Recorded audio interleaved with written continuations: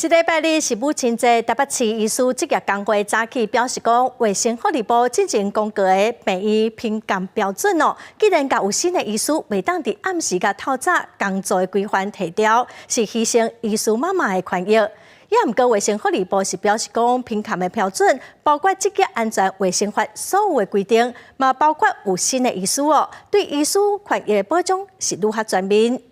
大家好。新冠疫情告一段落，病医评鉴上紧要伫5月就开始，不是个照进前卫福部公布的评鉴标准，原先对有新的医师所规范的，袂当伫暗时10点到透早6点的时间来工作，煞互汰掉。但大部分怀孕女士都会觉得，就是身体就是比在平常没有怀孕的时候是更为虚弱，这样即使是完全一模一样的工作，她还是会觉得更累。这就是为什么基于母性保护会需要，就是让怀孕的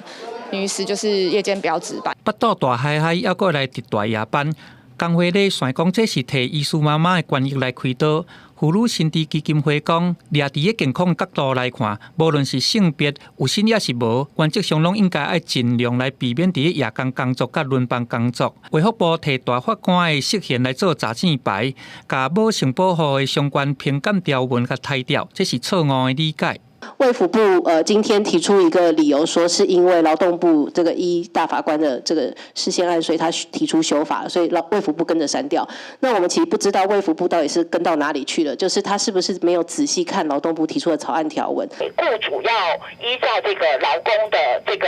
健康的情形，订一个